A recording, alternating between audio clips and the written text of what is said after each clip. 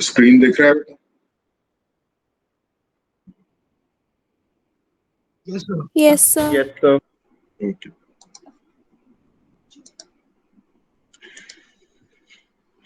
ये देखिए, इससे पहले मैं ये वाली क्लिपिंग शायद नहीं है अपनी नोट्स में, तो मैं ये अलग से भेज दूंगा ये कॉपी करके, तो आप इसको लिख लीजिएगा। मैंने कुछ एप्लीकेशंस पीजो इलेक्ट्रिसिटी की समझाने के लिए आपको कुछ वीडियो भी भेजे थे।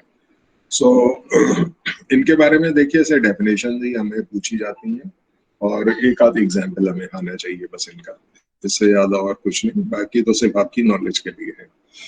लेकिन आगे आने वाले टाइम में जैसे आपको फिजिक्स पे प्रोजेक्ट बना रहे हैं, तो आप पीजो इलेक्ट्रिसिटी के बारे में सोच सकते हैं। बहुत सारे इसमें से क्लूज आपको मिल जाएंगे प्रोजेक्ट बनाने के लिए, और मटेरियल भी मे बी अभी तो नहीं प्रोक्योर हो सकता, बट आसानी से बन सकते हैं ये किसी की भी गाइडेंस में।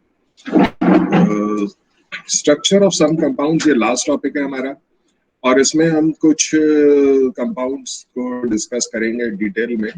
एक चीज मैं आपको बता दूं कि ज्यादातर बोर्ड्स में जो क्रिस्टल्स हैं कोर्स में, ये आपके फेस सेंटर टाइप होते हैं।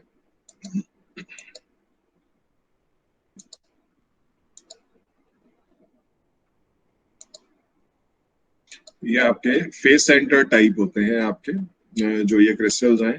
तो अगर आपको कभी कुछ याद नहीं आए तो आप फेस सेंटर्ड पे यहाँ पे बोल सकते हैं, सिवाय इसके ये बॉडी सेंटर्ड है सीजियम क्लोराइड। बाकी जितने भी क्रिस्टल हैं सब फेस सेंटर्ड है, ये बॉडी सेंटर्ड क्रिस्टल है, बस ये ध्यान में रखना।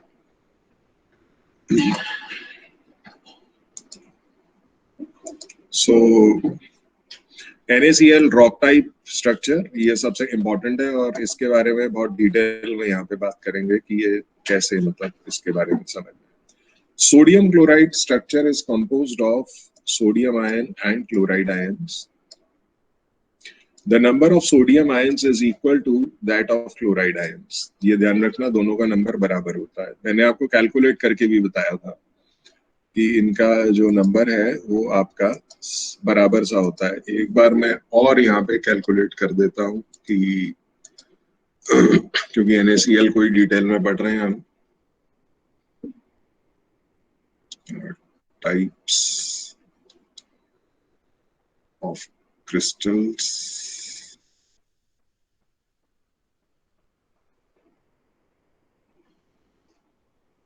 number first is आपका NaCl।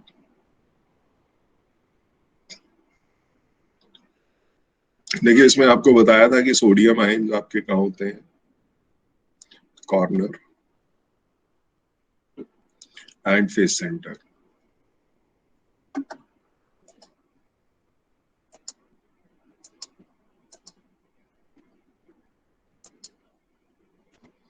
और क्लोराइड आयंस आपके कहाँ होते हैं, सॉरी ये क्लोराइड आयन।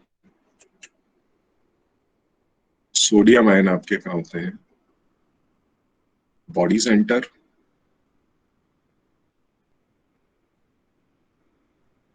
और दूसरा एच सेंटर।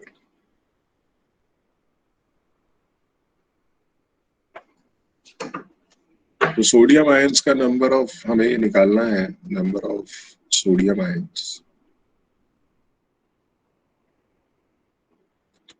तो कॉर्नर पे 8 × 1/8 और प्लस बॉडी ये फेस सेंटर पे आपका 6 × 1/2।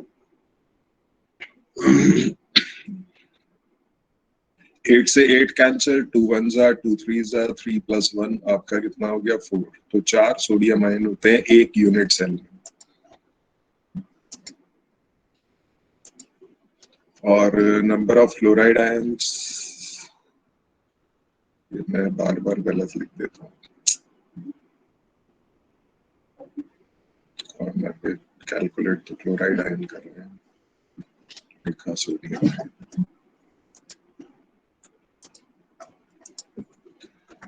और नंबर ऑफ सोडियम आयंस,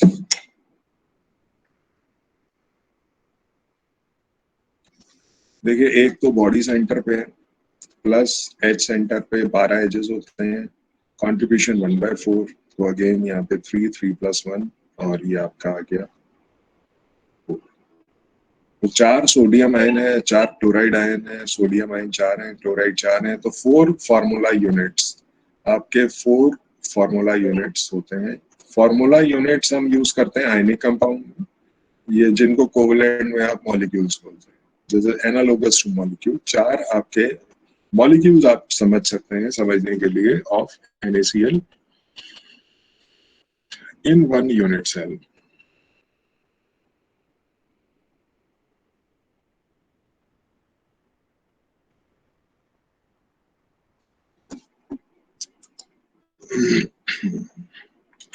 तो the number of sodium ion is equal to chloride ion, आपने चेक कर लिया, 4 सोडियम है 4 क्लोराइड है। The radii of sodium and chloride ion is 95 and 181 picometre.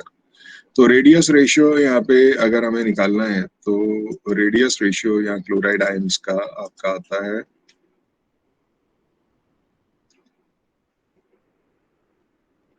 Radius ratio, यहाँ पे आपको लेना पड़ेगा रेडियस ऑफ कैटाइन यानी कि sodium ion divided by radius of chloride ion. तो ये देखिए इनकी वैल्यूज भी दी हुई हैं आपकी, वैल्यूज एक की 95 दी है और एक की 181 दी है। तो सोडियम आयन छोटा है 95 पिकोमीटर और 181, और ये जो आंसर आ रहा है हमारा रेडियस रेशियो का वो आ रहा है 0.524। तो दिस इज 0.524। अगर हम यहाँ पे देखें, पीछे हमने यहाँ पे रेडियस रेशियो पढ़ा था, सो वो देख लेते हैं, ये रहा, ये देखिए रेडियस रेशियो 0.524 ये वाली रेंज में आ रहा है, 0.414 से 0.732 के बीच में। तो आप यहाँ पे देख सकते हैं कि ये आपका 0.524 हमारा ये रेडियस रेशियो इस तरीके से निकल के आ रहा है, और radius ratio of 0.524 for NaCl suggest कि ये ऑक्टाहेड्रल वॉइड, मतलब ऑक्टाहेड्रल शेप है इसकी, सॉरी वॉइड लिखा हुआ है। ऑक्टाहेड्रल वॉइड में तो सोडियम आयन है, इसीलिए यहाँ पे ऑक्टाहेड्रल वॉइड हम बोलेंगे, लेकिन शेप जो इसकी है वो आप देख सकते हैं यहाँ पे कि इसकी शेप जो ज्योमेट्री है पूरे क्रिस्टल की वो ऑक्टाहेड्रल है आपकी, क्योंकि ये इस रेंज में रेडियस रेशियो और कोऑर्डिनेशन नंबर यहाँ पे 6 है। अब 6 कैसे है ये हम अभी आगे पढ़ते हैं। तो सोडियम आयन ऑक्टाहेड्रल वॉइड में या वॉइड की जगह शेप कर लीजिएगा, suggest an octahedral shape. Chloride ion are arranged in cubic close packing, तो ये आपके कहाँ पे हैं, CCP पे बताया, कहाँ पे, कॉर्नर पे और फेस सेंटर पे, ये अभी पीछे मैंने यहाँ लिखा ही है कि क्लोराइड आयन आपके कॉर्नर पे और फेस सेंटर पे होते हैं, इन्हें CCP बोलते हैं। क्यूब है ये, तो क्यूबिक क्लोज पैकिंग है ये। In this arrangement, chloride ion are present at corner and the center of each face of the cube. This arrangement is also regarded as face-centered cubic arrangement. तो इसको FCC भी बोलते हैं, CCP। तो CCP तो है, क्यूब तो है, लेकिन उसके साथ साथ यहाँ पे फेस सेंटर पे भी आपके जो आयंस हैं वो प्रेजेंट हैं। सो अब यहाँ पे यूनिट सेल ऑफ NaCl की बात करते हैं। The sodium ions are present in all the octahedral holes. तो ये जो हमने यहाँ पे लोकेशन बताई है आपको कि सोडियम आयन आपके कहाँ प्रेजेंट हैं, बॉडी का सेंटर और एज सेंटर, ये दोनों लोकेशंस किस चीज की हैं, ऑक्टाहेड्रल वॉइड की। यहाँ पे हम लिख सकते हैं कि ये लोकेशन किसकी है, ऑक्टाहेड्रल वॉइड। तो सोडियम आयन आपका ऑक्टाहेड्रल वॉइड में प्रेजेंट है। The number of octahedral holes in CCP structure is equal to the number of anions. ये तो आपको पता ही है, जितने CCP पे एटम्स होते हैं उतने ही ऑक्टाहेड्रल वॉइड होते हैं, और हर ऑक्टाहेड्रल होल में यहाँ पे सोडियम आयन है, यानी कि 100% ऑक्टाहेड्रल जो वॉइड्स हैं ऑक्युपाइड है आपके। तो आप यहाँ पे ये कह सकते हैं कि सोडियम क्लोराइड में that all the octahedral voids are occupied. ये सारे के सारे आपके ऑक्युपाइड होते हैं। और यहाँ पे so that formula of sodium and chloride ion is NaCl, इसकी स्टोइशियोमेट्री 1:1 आती है, क्योंकि ये हमने देखा कि सोडियम आयन आपके कितने प्रेजेंट हैं। सोडियम आयन हमने 4 कैलकुलेट किए, क्लोराइड आयन भी 4 कैलकुलेट किए, तो 4:4। लेकिन यहाँ पे अगर इन्हें सिंप्लीफाई कर दिया जाए तो आंसर आ जाएगा 1:1। तो फॉर्मूला तो फिर इसी रेशियो के हिसाब से बनेगा ना, जो सिंपल है। तो NaCl है, यानी कि दोनों का नंबर बराबर है, स्टोइशियोमेट्री मेंटेन्ड है। तो there are 6 octahedral holes around, sorry यहाँ पे थे दैट एनाइन आपका सारे ऑक्टाइडल केटाइन जो है सोडियम आयन सारे ऑक्टाइडल होल ऑक्युपाई कर रहा है। और फॉर्मूला ऑफ सोडियम क्लोराइड यहाँ पे 1:1 स्टोइशियोमेट्री फॉलो करता हुआ बराबर यहाँ पे आयन्स हैं दोनों, तो 1:1 में प्रेजेंट है। Since there are 6 octahedral holes around each chloride ion, thus each chloride ion is surrounded by 6 sodium ions. पहले ये पढ़ लेते हैं फिर समझाता हूँ इसका मतलब। And each sodium ion is surrounded by 6 chloride ion. देखिए एक क्लोराइड आयन के अगर चारों तरफ आप देखोगे तो 6 सोडियम आयन आपको मिलेंगे, और हर सोडियम आयन के चारों तरफ आपको 6 क्लोराइड आयन मिलेंगे। तो इसको हम बोलते हैं कि coordination number of chloride ion as well as sodium ion is 6। इन दोनों का कोऑर्डिनेशन नंबर 6 है, और इसको बोलते हैं 6:6 कोऑर्डिनेशन। हर आयन एक दूसरे का मतलब इक्वल नंबर में सराउंड कर रहा है, जिसकी वजह से इनका जो कोऑर्डिनेशन नंबर है वो आपका सेम है। तो अब यहाँ पे आपको दिखा देते हैं कि ये कैसे पॉसिबल है। तो उसके लिए स्ट्रक्चर ऑफ सोडियम क्लोराइड हमें लिखना पड़ेगा। Structure of NaCl।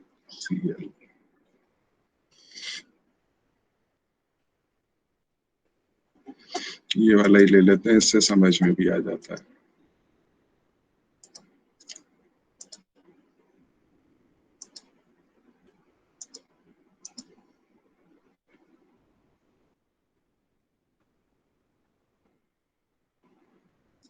एक और यहाँ अच्छा आता है ये वाला।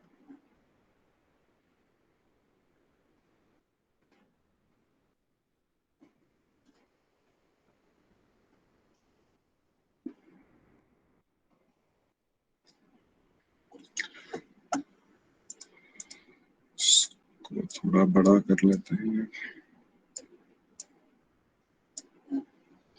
अभी देखिए यहाँ पे पहले इधर देख लेते हैं। इस वाले में आप रेड आयन सोडियम आयन है रेड कलर से, और ब्लू कलर से आपका क्लोराइड आयन है। तो यहाँ पे आप देखिए एक सोडियम आयन यहाँ पे ऑक्टाहेड्रल उसमें ये पड़ा हुआ है। तो आप ये सोचिए कि यहाँ पे कितने आपके क्लोराइड आयन है। देखिए एक क्लोराइड आयन इधर है आगे, एक पीछे, एक इधर लेफ्ट में, एक राइट, एक ऊपर, एक नीचे। यहाँ से भी आप देख सकते हैं लेफ्ट राइट ऊपर नीचे आगे पीछे। तो 6 क्लोराइड आयन एक सोडियम आयन को सराउंड कर रहे हैं। अब आप सोचो कि चलिए एक क्लोराइड आयन ले लेते हैं। एक क्लोराइड आयन को यहाँ पे कितने सोडियम आयन सराउंड कर रहे हैं। आप कोई भी क्लोराइड आयन देख सकते हैं, लेकिन आपकी इमेजिनेशन जो है वो 3 डायमेंशन में चलनी चाहिए, बस ये ध्यान रखना। तो यहाँ पे रेड आयन देखिए एक ये है, एक इधर है, एक इस तरफ है, एक इधर है, यानी कि एक लेफ्ट ले लीजिए, एक राइट ले लीजिए, एक आगे, एक पीछे, एक नीचे है। अब ऐसे ही एक ऊपर भी होगा, वो दूसरे यूनिट सेल का पार्ट होगा।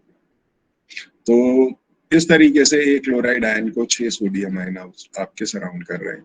तो यहाँ थोड़ा सा ये डिफॉर्म्ड है, तो इतना अच्छे से क्लू नहीं मिल रहा है, लेकिन ये वाला हमें समझ में आ रहा है ये क्लोराइड आयन। तो यहाँ इस डायग्राम से आप यहाँ पे इमेजिन कर सकते हैं, ऊपर भी एक क्रिस्टल इमेजिन कर लीजिए, या अगर आप इस वाले क्लोराइड आयन को ले रहे हैं तो ये देखिए एक सोडियम इधर है, एक नीचे है, एक इस तरफ है, एक इस तरफ है, एक पीछे है।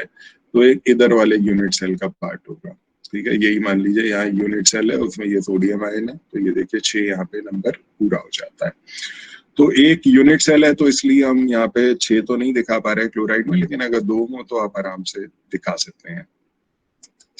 तो 6:6 कोऑर्डिनेशन से ये मतलब है। और ये काफी क्वेश्चन इस पे आपको मिलेंगे भी।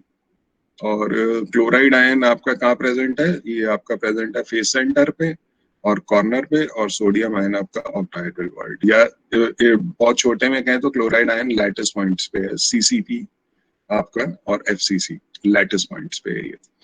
It should be noted that sodium ions to exactly fit the octahedral holes, the radius ratio should be equal to 0.414. तो 0.414 देखिए यहाँ पे जो रेंज आपको मैंने दिखाई थी, ये 0.414 अगर एग्जैक्टली फिट होना है तो 0.414 आपका होना चाहिए अगर एग्जैक्टली यहाँ पे सोडियम आयन को ऑक्टाहेड्रल होल में फिट होना है।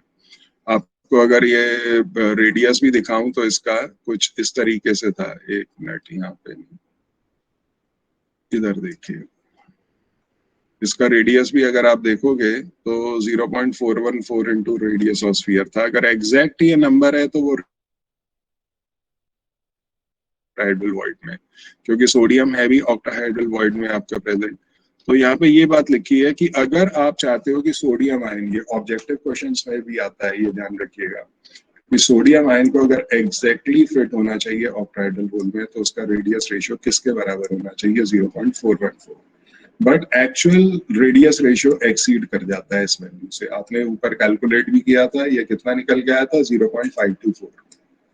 तो 0.524 आपका उससे थोड़ा बड़ा है। Therefore to accommodate sodium ion, अब सोडियम आयन का साइज थोड़ा, रेडियस रेशियो की रेंज थोड़ी बड़ी है, तो क्लोराइड आयन थोड़े से दूर दूर होंगे, एक दूसरे को टच नहीं करेंगे। क्लोराइड आयन थोड़े से दूर होंगे ताकि सोडियम आयन को अपने यहाँ पे एकोमोडेट कर सकें। सो आप कह सकते हैं कि यहाँ पे क्लोराइड आयन टच नहीं करेगा। अगर क्लोराइड आयन और ये ऑपोजिटली चार्ज आयन और ये क्लोराइड आयन एक दूसरे को टच करते हैं तो सबसे स्टेबल स्टेट होती है, लेकिन उसके लिए आपका रेडियस रेशियो इसके बराबर आना चाहिए, लेकिन वो है, रेडियस रेशियो इससे बड़ा है। इसीलिए यहाँ पे क्लोराइड आयन जो है स्लाइटली थोड़े से दूर होते हैं ताकि लार्ज सोडियम आयन को एकोमोडेट कर सकें। That is, they do not touch each other and form an expanded face-centered lattice. जब आयंस एक दूसरे को टच नहीं करते हैं तो वहां पे मान के चलिए कि उसको हम बोलते हैं expanded face-centered lattice, क्योंकि आयंस थोड़े दूर दूर हैं, थोड़े ज्यादा डिस्टेंस पे हैं। The unit cell of sodium chloride has 4 sodium and 4 chloride ion. तो ये मैंने आपको कैलकुलेशन करके दिखाई दी। यहाँ पे कि 4 सोडियम आयन है, 4 क्लोराइड आयन है। तो 4 sodium and 4 chloride ion as calculated below. Number of sodium ion आपके 12 एच सेंटर्स पे हैं इंटू 1/4 प्लस 1 बॉडी सेंटर पे है इंटू 1, क्योंकि कोऑर्डिनेशन का जो कंट्रीब्यूशन है 1 है तो टोटल 4 आ गया। ऐसे क्लोराइड आयन कॉर्नर्स में है और आपके फेस सेंटर पे, तो कॉर्नर पे कंट्रीब्यूशन 8 इंटू 1/8 हो जाएगा, और ये 1/8 यहाँ लिखा हुआ है, और 6 इंटू 1/2 फेस सेंटर पे, तो आंसर टोटल 4 आ गया। The number of NaCl unit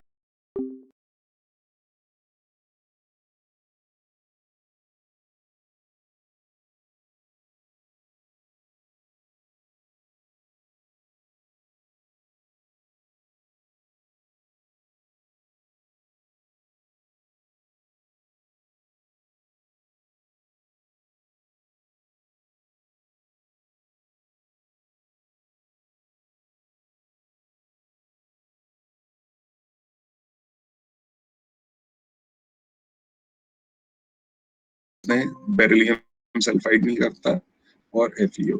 देखिए ये एग्जांपल्स बोर्ड लेवल पे तो किसी काम के नहीं है, आप ये पहला वाला फिर भी याद कर सकते हैं। बाकी आगे पूछ सकते हैं, मे बी कॉम्पिटिशन में देखेंगे तो वहाँ ये एग्जाम्पल से भी पूछ लेते हैं कई बार। तो ये याद रखिएगा, एग्जाम्पल्स फर्स्ट वाला मतलब आपके बोर्ड के लिए आपको याद करना है। तो मैं बताता जा रहा हूँ कहाँ पे क्या चीज आपके बोर्ड में रिक्वायर्ड है और कहाँ क्या चीज नहीं है। फर्स्ट टाइम तो सब कुछ पढ़ ही लीजिए। स्ट्रक्चर ऑफ सीजियम क्लोराइड, ये वाला स्ट्रक्चर हमारे रिड्यूस सिलेबस में नहीं था, ठीक है। द सीजियम क्लोराइड का जो क्रिस्टल है, ये अकेला एल्कली मेटल का हैलाइड है जो बॉडी सेंटर्ड है। Is composed of equal number of caesium ion and equal number of chloride ions. तो यहाँ पे बॉडी सेंटर्ड में अगर हम कैलकुलेट करते हैं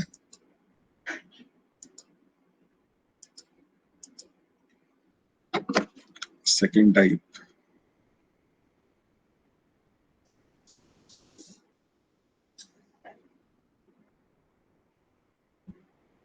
बॉडी सेंटर्ड है ये, और ये है कौन सा, सीजियम क्लोराइड स्ट्रक्चर। तो इसमें अगर हम सीजियम आयन की लोकेशन देखें तो ये आपका होती है बॉडी सेंटर पे।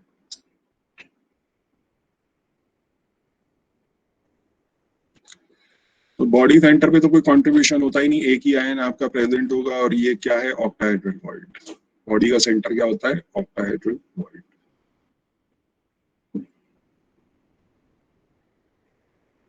और दूसरा क्लोराइड आयन, ये कहाँ प्रेजेंट है आपके, ये है कॉर्नर पे। और कॉर्नर पे कितने आयन होंगे, 8 आयन होंगे। कंट्रीब्यूशन कॉर्नर पे कितना है, 8 × 1/8। आंसर आ गया फिर बात। तो आप देख सकते हैं ये एक आपका सीजियम और क्लोराइड आयन का रेशियो, ये आपका 1:1।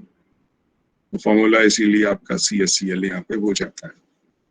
तो कोऑर्डिनेशन नंबर, अब यहाँ पे एक स्ट्रक्चर निकाल के देखते हैं, पहले पढ़ लेते हैं आगे और क्या कह रहा है।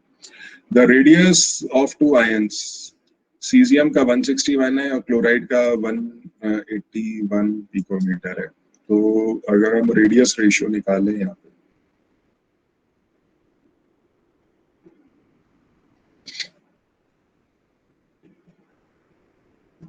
- 169 ये सीजियम आयन का, और डिवाइडेड बाय 181 ये क्लोराइड आयन का। तो ये सॉल्व करने के बाद इसका जो आंसर आ रहा है यहाँ पे, वो आ रहा है रेडियस रेशियो 0.93। आंसर आया 0.93। और फिर टेबल देखिए, 0.93 इस रेंज में आ रहा है, 0.73 to 1 के बीच में। तो कोऑर्डिनेशन नंबर 8 बॉडी सेंटर्ड हो गया। एग्जाम्पल यहाँ पे एक ही है, सीजियम क्लोराइड। तो यहाँ कोऑर्डिनेशन नंबर जो सजेस्ट होता है वो आपका 8 होता है। तो ये यहाँ पे देख लेते हैं कि कोऑर्डिनेशन नंबर 8 किस तरीके से आ रहा है। बाय कैलकुलेशन तो हमने निकाल लिया, कोऑर्डिनेशन नंबर 8 होता है और 8 कोऑर्डिनेशन नंबर है। तो ये कौन सा स्ट्रक्चर होगा, बॉडी सेंटर्ड क्यूबिक। अब इसके स्ट्रक्चर से समझ लीजिए कि क्या होगा। यहाँ पे यहाँ आएगा caesium chloride,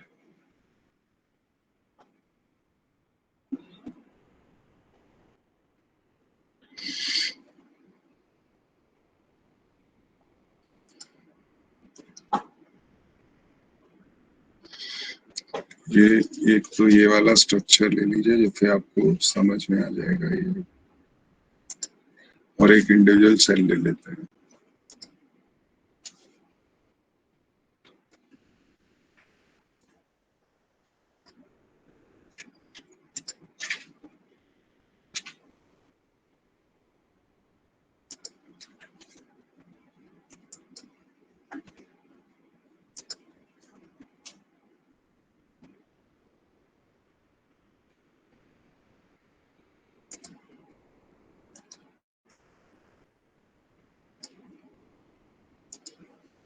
three D structure में इसीलिए बिना स्ट्रक्चर देखे समझ में नहीं आएगा। ये देख लीजिए, और ये इसलिए आपको कहा कि कोऑर्डिनेशन नंबर समझने में आसानी होगी, 3D उसमें समझने में आसानी होती है। देखिए यहाँ पे क्या है, सीजियम आयन एक सेंटर पे है, तो आप क्लोराइड आयन देख सकते हैं सारे कॉर्नर्स ऑक्युपाई कर रहे हैं। जैसे मैंने कहा, इमेजिनेशन जब भी करना हो आपको ना, आप हमेशा ये ध्यान रखो कि जिस रूम में आप बैठे हो वो यूनिट सेल है, क्यूबिक है, और उस पे आप इन corners, face centres, body centre, edge centre assume किया करो, तब आपका क्लैरिटी ज्यादा रहेगी इवन व्हाइल डूइंग क्वेश्चन।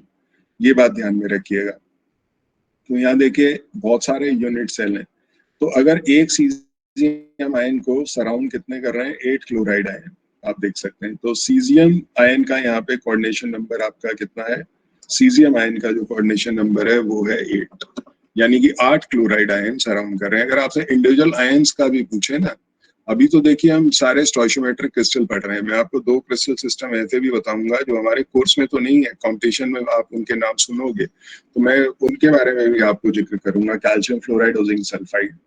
तो ये लेकिन वो हमारे बोर्ड के कोर्स में नहीं है। तो कोऑर्डिनेशन नंबर अगर सीजियम आयन का है तो वो 8 है कोऑर्डिनेशन नंबर। क्यों? क्योंकि आप देख सकते हैं एक सोडियम आयन को 6 chloride ion, sorry 8 chloride ion surround कर रहे हैं, 4 ऊपर वाले कॉर्नर पे, 4 नीचे वाले कॉर्नर पे। यही अगर आप यहाँ पे इधर देखते हैं कि एक क्लोराइड आयन को कितने सोडियम आयन आपके सराउंड कर रहे हैं, तो देखिए यहाँ पे आपको क्लोराइड आयन जो दिखाया हुआ है, ये देखिए ये वाला क्लोराइड आयन यहाँ पे, ये क्लोराइड आयन है आपका। ये एक यूनिट सेल देख लीजिए जो हाईलाइटेड है, ग्रीन वाला ये सीजियम आयन है आपका, ग्रीन वाला सीजियम आयन है, और ये वाले आपके क्लोराइड आयन है जो वाइट या आपको दिख रहे हैं, ये ग्रे कलर के मान लीजिए। तो ये एक क्लोराइड आयन ये वाला लीजिए जहां पे मेरा पॉइंटर है, इस क्लोराइड आयन को कितने सीजियम आयन सराउंड कर रहे हैं। अब देखिए ये वाले क्लोराइड आयन यहाँ पे 8 यूनिट सेल का पार्ट है, 4 तो आपको नीचे दिख रहे हैं और 4 आपको ऊपर दिख रहे हैं। ये आपके 8 यूनिट सेल में ये वाला क्लोराइड आयन आपका डिवाइडेड है।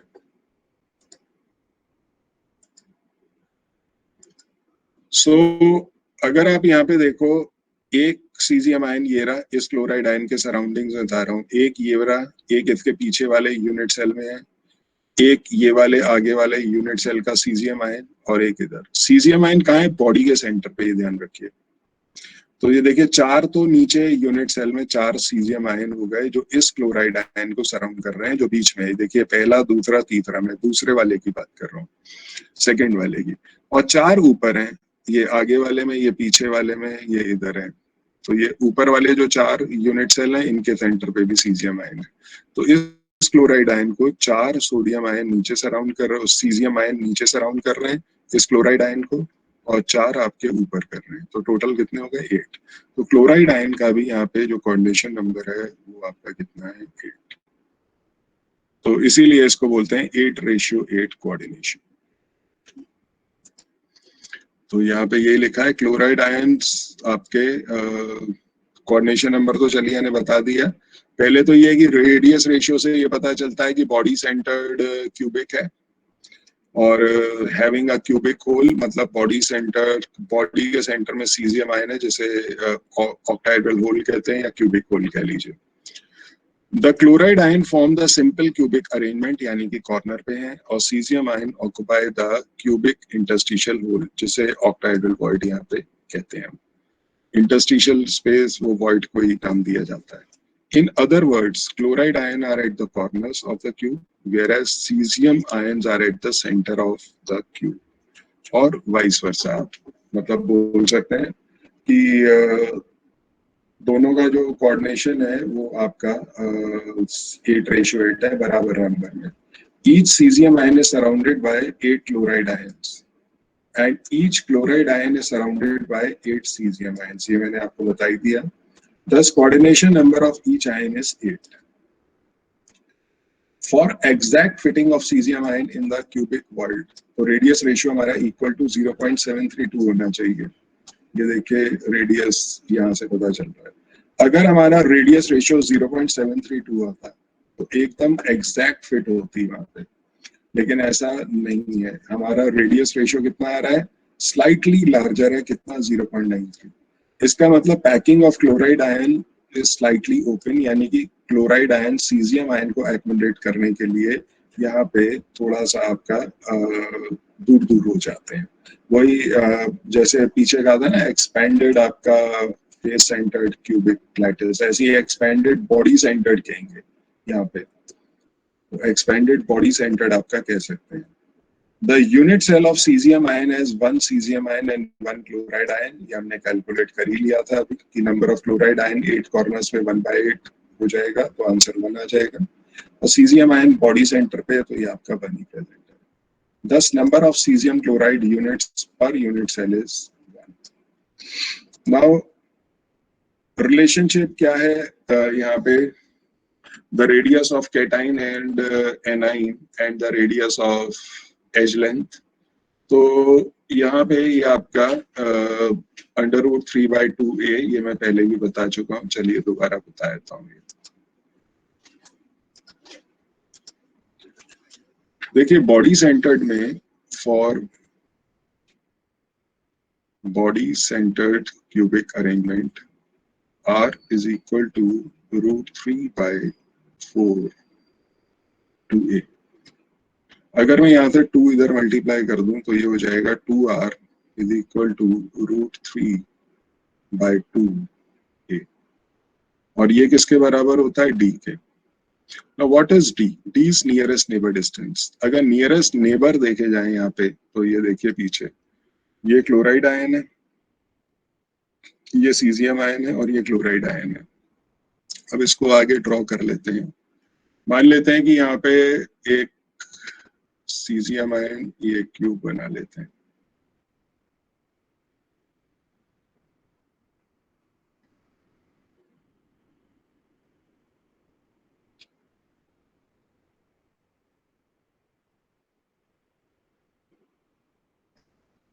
तो हमने ये लिया है, बॉडी का सेंटर यहाँ पे लिया है और यहाँ पे ये वाला कॉर्नर लिया है, और यहाँ पे एक डायगोनल अगर बना है, तो अगर ये क्लोराइड आयन है आपका, तो ये क्या होगा?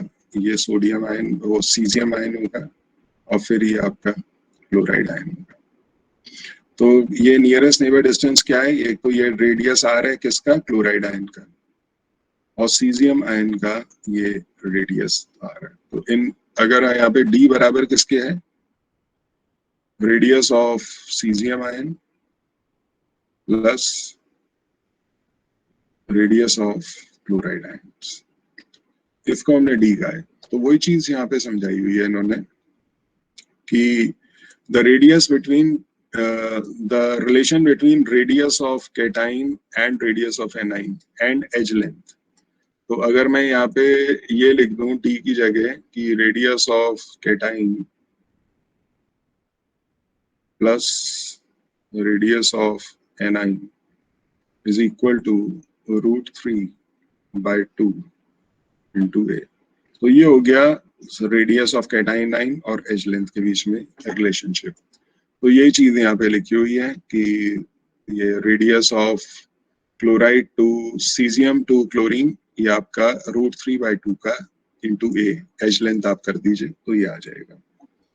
कॉमन एग्जांपल्स ऐसे टाइप के और क्या हो सकते हैं? सीजियम की ब्रोमाइड, सीजियम का आयोडाइड, ये सारे आपके बॉडी सेंटर्ड होते हैं।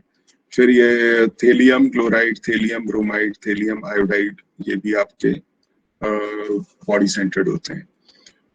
हायर कोऑर्डिनेशन नंबर है इसका, सबसे highest 8:8, suggest that caesium chloride lattice is more stable than sodium chloride lattice, in which coordination number is 6:6। तो ये बात ध्यान रखना कि stability directly proportional to coordination number, ये एक इंपॉर्टेंट पॉइंट है।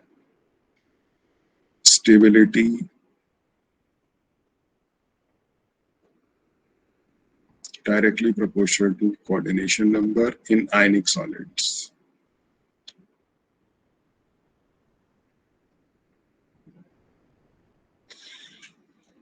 अगर आपसे ये क्वेश्चन किया जाए कि explain why caesium chloride is more stable then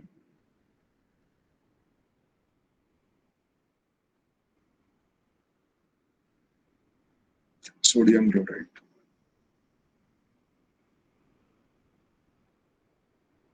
caesium chloride is more stable than sodium chloride, तो आप यहाँ पे क्या जवाब दोगे? सीजियम क्लोराइड ज्यादा स्टेबल है क्योंकि इसका कोऑर्डिनेशन नंबर 8 है।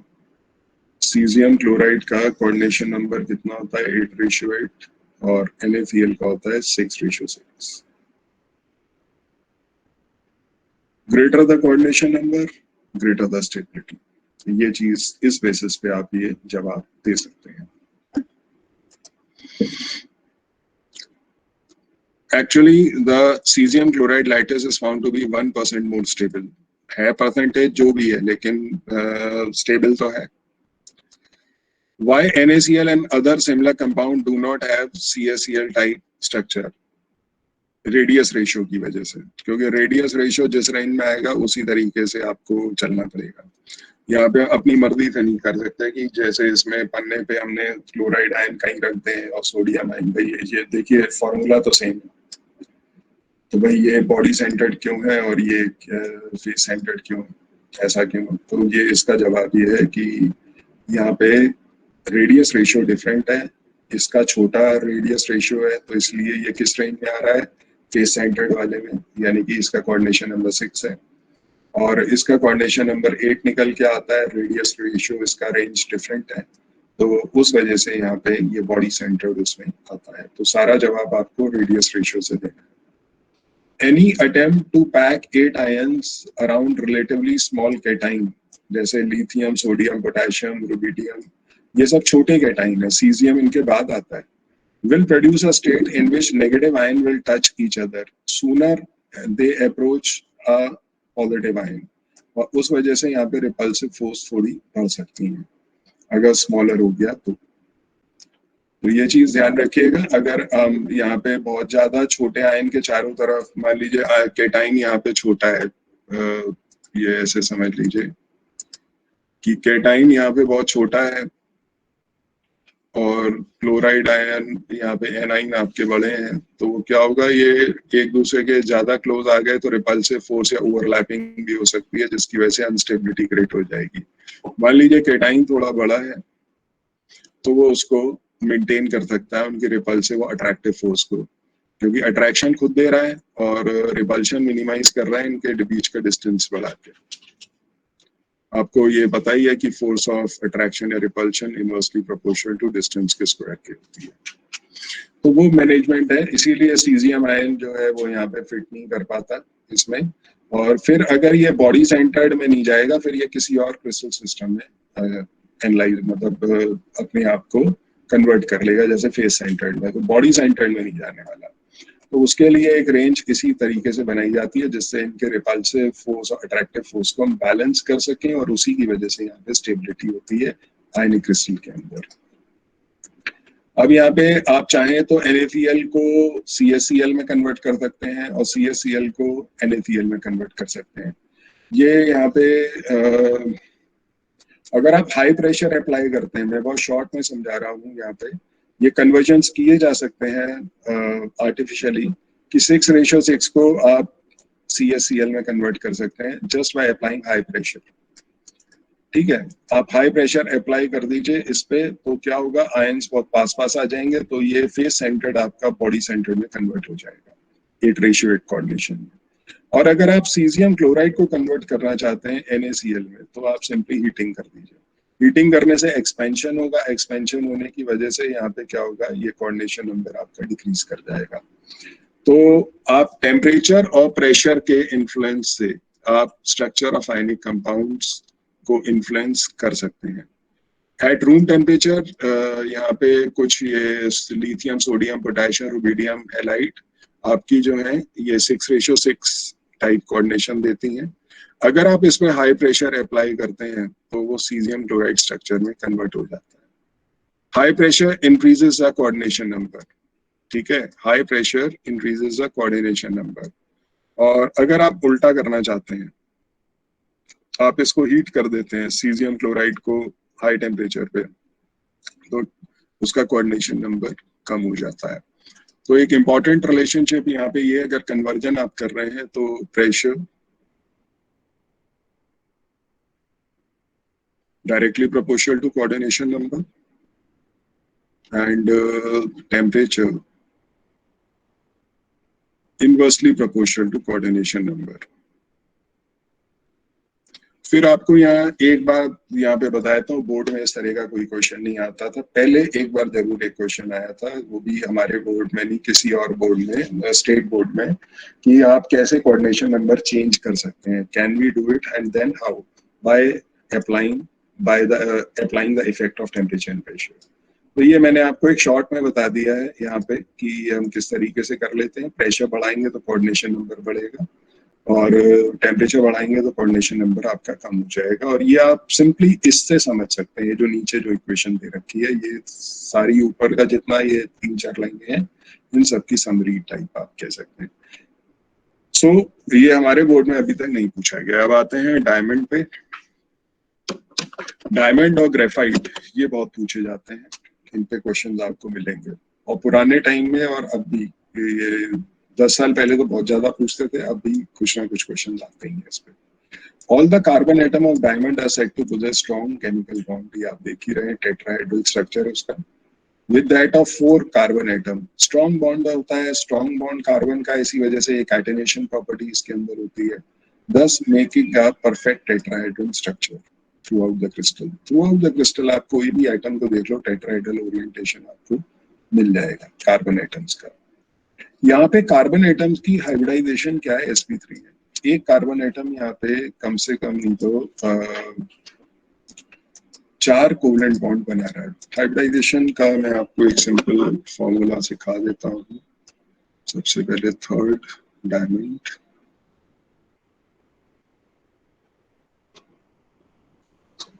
कल मैं एक तो प्रॉब्लम्स लूंगा वो क्रिस्टल डिफेक्ट्स वाली शीट की यहाँ पे, और इसके साथ साथ कोई मिसलेनियस क्वेश्चंस कराऊंगा, वो शीट आपको फॉरवर्ड करूंगा। 1-2 दिन हम इस पे क्वेश्चन कर लें, और मैं डेट कल बता दूंगा कब हम उसके रिवीजन करके हम पहले 10 इयर्स के क्वेश्चन करेंगे इसके सॉल्यूशन वाले चैप्टर के, फिर हम आगे बढ़ेंगे नेक्स्ट इलेक्ट्रोकेमिस्ट्री पे। तो डायमंड के अंदर, हाँ जी बेटा। सर हम लोग वो डेंसिटी वाले क्वेश्चंस का प्रॉब्लम्स लेकर लेंगे। आप भेज दीजिए, मैं उसको सॉल्व करके आज या कल तक भेज दूंगा। सर मैंने वो भेजी हुई है आपके व्हाट्सएप पे। ठीक है, आज कल वेंट ऑफ की भेजी थी शायद, आज कल तक मैं भेज दूंगा उसके। Okay sir, thank you sir. Okay. Hybridisation अगर आपको कैलकुलेट करनी है तो हाइब्रिडाइजेशन के 2 फॉर्मूले होते हैं। यहाँ मैं जो फॉर्मूला यूज करने को कहता हूँ, जब स्ट्रक्चर आपको पता हो तो आप ये वाला फॉर्मूला हमेशा यूज करिए, number of sigma bond plus number of lone pair. Number of sigma bond plus number of lone pair, ये वाला फॉर्मूला आपको यूज करना है यहाँ पे है। तो देखिए कार्बन के व्हाट आर लोन पेयर्स, पहले ये 2 बात समझिए। एक होता है बॉन्ड पेयर, एक होता है लोन पेयर। बॉन्ड पेयर क्या होते हैं? बॉन्ड पेयर्स होते हैं वैलेंस शेल के वो इलेक्ट्रॉन जो बॉन्ड में इन्वॉल्व है। ठीक है, electrons of valence shell involve in bonding.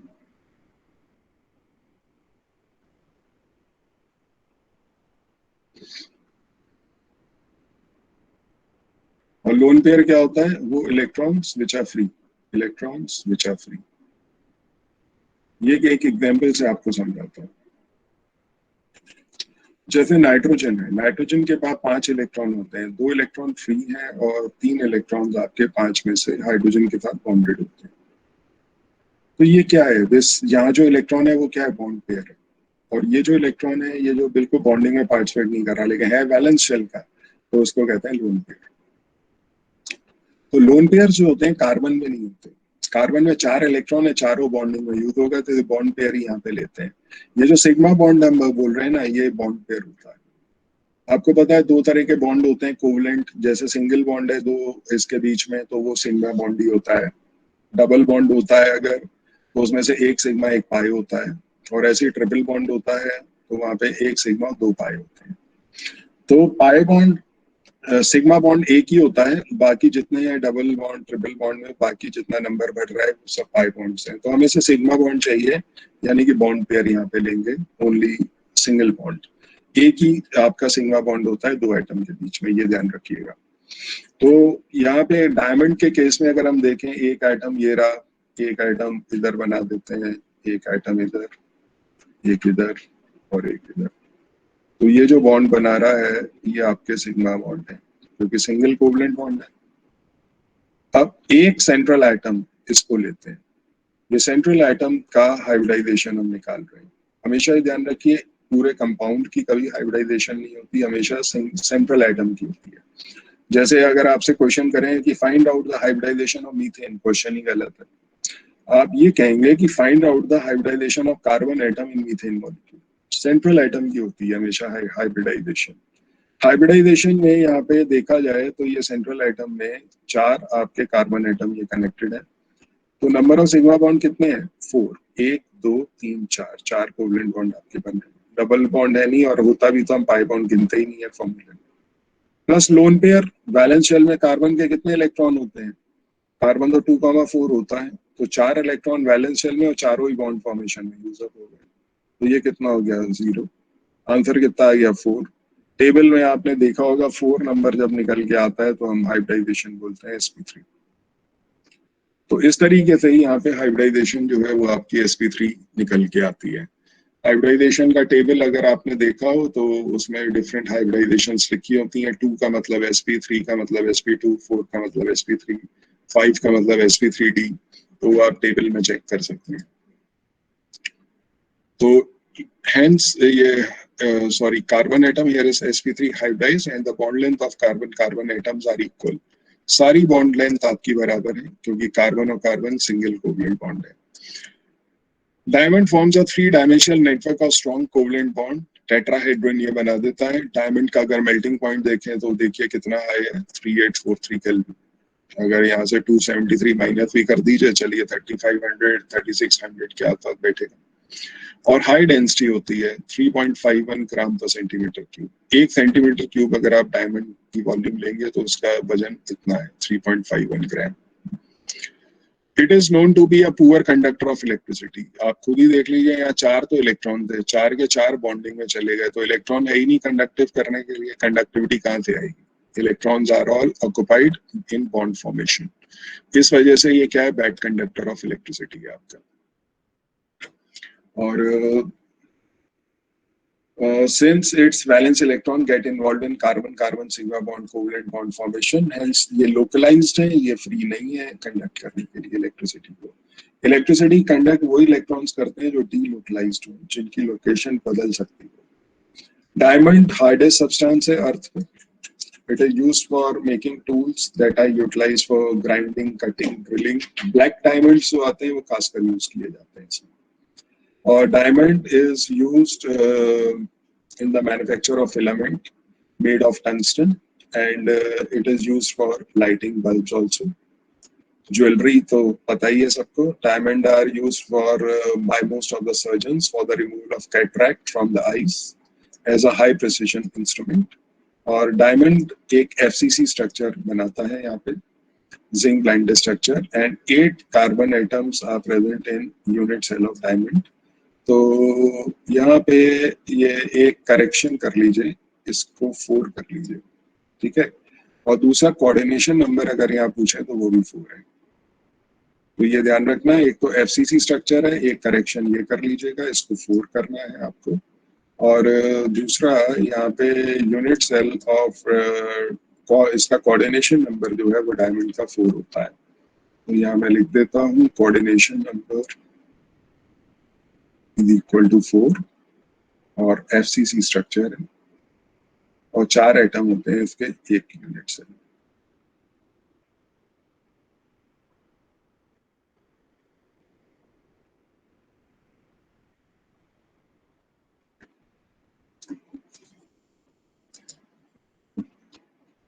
अब आता है स्ट्रक्चर ऑफ ग्रेफाइट।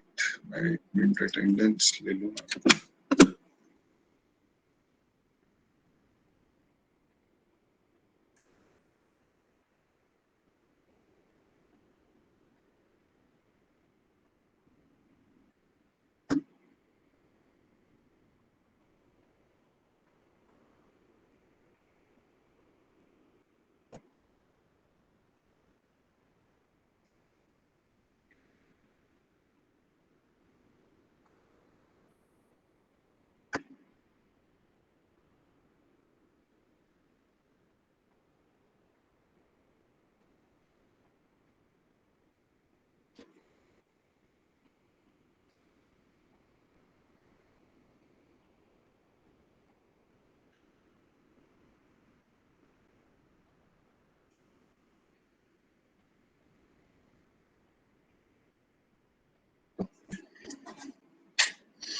देखिए यहाँ पे ग्रेफाइट के बारे में आप एक तो रीड करिएगा, कल मैं इसको डिस्कस कर लूंगा थोड़ा सा, लेकिन कुछ बातें आपको बता देता हूँ कि यहाँ पे अगर आप देखें ये ग्रेफाइट की रिंग्स आपको दिख रही होंगी, हेक्सागोनल होती हैं। हेक्सागोनल रिंग देखिए एक दूसरे के साथ जुड़ी हुई है, एक रिंग के अंदर 6 कार्बन एटम है आपके, और अगर आप किसी एक कार्बन एटम को देखोगे तो ये एक कार्बन एटम आपका 3 कार्बन एटम से सराउंडेड है, 3 कार्बन एटम से सराउंडेड है। तो एक तो हाइब्रिडाइजेशन यहाँ पे sp2 हो जाएगी, क्योंकि नंबर ऑफ सिग्मा बॉन्ड कितने बन रहे हैं, 3। लोन पेयर यहाँ पे है नहीं, सिर्फ एक इलेक्ट्रॉन फ्री है। लोन पेयर का मतलब 2 इलेक्ट्रॉन होने चाहिए, लेकिन यहाँ पे 3 तो बॉन्डिंग में 4 होते हैं, तो एक ही फ्री है, तो पेयर नहीं कह सकते उसे। ये जो हर कार्बन एटम पे एक इलेक्ट्रॉन फ्री है, यही इलेक्ट्रिसिटी कंडक्ट करने के लिए रिस्पॉन्सिबल है।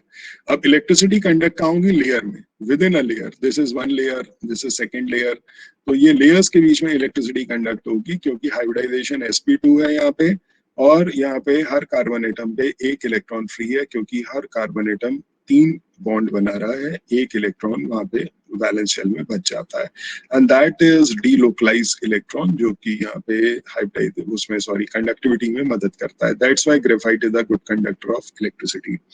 दूसरा, ग्रेफाइट सॉफ्ट क्यों होता है? देखिए इलेक्ट्रिकल कंडक्शन, एक बात और है, electrical conduction with in a layer है, इसका इस लेयर में कंडक्ट होगा, इसका इस लेयर में, इनके बीच में वैन डर वाल फोर्सेस होती हैं, तो बिटवीन लेयर्स कंडक्टिविटी नहीं है। तो आप एनाइसोट्रोपी देख रहे हैं यहाँ पे, एनाइसोट्रोपी क्या होता था कि कोई भी प्रॉपर्टी एक पर्टिकुलर डायरेक्शन में है, हॉरिजॉन्टल में है, लेकिन वर्टिकल में नहीं। इलेक्ट्रिकल कंडक्टिविटी वर्टिकल डायरेक्शन में नहीं है, से हॉरिजॉन्टल में है, और वो भी विद इन अ लेयर। तो उस वजह से यहाँ पे इलेक्ट्रिकल कंडक्शन यहाँ एनाइसोट्रोपिक है विद रिस्पेक्ट टू ग्रेफाइट। आप अगर समझाने को यहाँ कहा जाए तो आप कह सकते हैं कि electrical conduction with in a layer possible है, लेकिन बिटवीन लेयर पॉसिबल नहीं है, क्योंकि यहाँ इलेक्ट्रॉन जंप कैसे करेगा, पॉसिबल ही नहीं है। यहाँ ये 2 लेयर्स के बीच में वीक वैन डर वाल फोर्स है, जिसकी वजह से ये एक लेयर दूसरी लेयर के ऊपर स्लाइड कर जाती है। तो स्लाइडिंग की वजह से ग्रेफाइट एक सॉफ्ट स्ट्रक्चर है, ग्रेफाइट इज वेरी सॉफ्ट, और इस वजह से ये ग्रीसिंग के काम में यूज किया जाता है। जो ग्रीस होती है, लिब्रिकेंट, वो आपका यहाँ पे इससे बनाया जाता है। तो उसके 2 कारण है, पहला तो softness of graphite, second reason है इसका मेल्टिंग पॉइंट बहुत हाई होता है। अगर वहां पे जैसे ट्रक में या किसी जगह पे ट्रेन्स में पहिए घूमते हैं, तो आप मान के चलिए कि वहां पे लुब्रिकेंट ऐसा होना चाहिए कि जो हाई टेम्परेचर बियर कर सके, क्योंकि ये लगातार घंटों तक चलते हैं, 12-12 घंटे तक चलते हैं, तो पहिए में हीटिंग इफेक्ट इतना क्रिएट होता है। अगर कोई लुब्रिकेंट कम मेल्टिंग पॉइंट का होगा, 1000-2000 डिग्री सेंटीग्रेड का, तो वो मेल्ट होकर गिर जाएगा, पहिया जाम हो जाएगा। सो उस चीज को प्रिवेंट करने के लिए हम ऐसा लुब्रिकेंट लेते हैं जिसका मेल्टिंग पॉइंट हाई हो, और दूसरा उसके अंदर सॉफ्टनेस भी हो, जिसकी वजह से वो लगातार वहां पे हिंडर ना करे मोशन को। तो आप ये एक बार पढ़ के देखिएगा, कल मैं इसके बारे में थोड़ा सा बात करूंगा, और फिर हम कल क्वेश्चंस की तरफ चलेंगे। पहले क्रिस्टल सिस्टम के डाउट्स जो भी हो आपके आज भेज सकते हैं, कल मैं डिस्कस कर लूंगा, और फिर आगे मैं मिसलेनियस क्वेश्चन दूंगा इस पूरे टॉपिक पे। ठीक है, थैंक यू।